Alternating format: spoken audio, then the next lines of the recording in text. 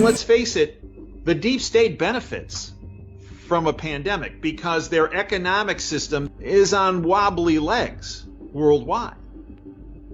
And what a better way to help cover up so that when the financial system starts coming down, people don't point at the central banks of the world. No, instead, people will be pointing at, well, it was the virus.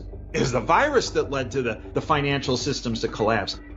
And we've always looked for a trigger event that was going to be the cover for bring their debt-ridden system down.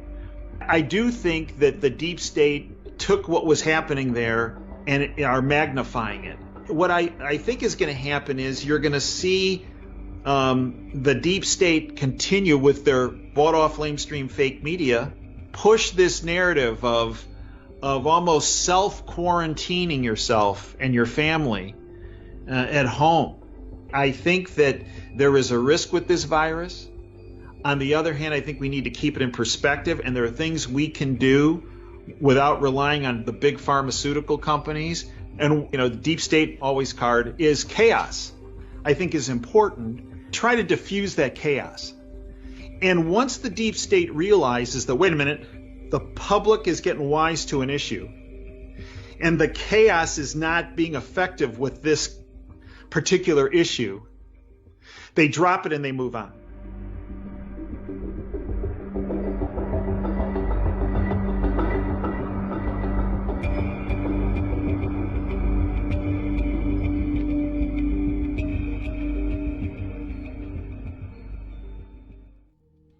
The authority, or at least that which controls authority from the shadows, create a problem. This could be a virus, it could be an economic collapse, it could be a war. And then you tell the public the version of that problem you want them to believe. And basically, the media overwhelmingly reports that official story narrative as if it's the actually what happened and what the truth is. And what they're looking for at stage 2 is a reaction from the public, a reaction of fear, of outrage, depending on what the problem is. Part of that outrage is that which has covertly created the problem blames someone else for it. And then you go to the final stage where, as a result of the problem and the public reaction, do something, you then offer openly the solution to the problem you've created.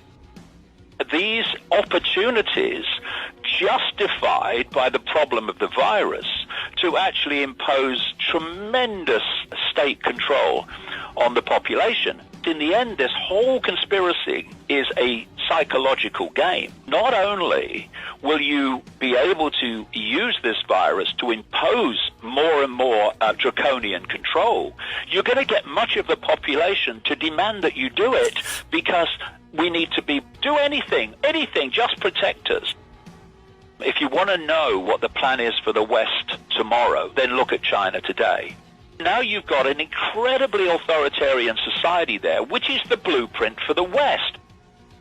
There is a situation there called a social credit system. This is planned for the West, have no doubt, if we don't wake up fast. They are planning a massive economic crash because what they want is a completely new economic order and economic system, at not least one that would be completely globally cashless. And they're even using the coronavirus now, the World Health Organization, to demonize money, saying, don't use cash because it could pass on the virus.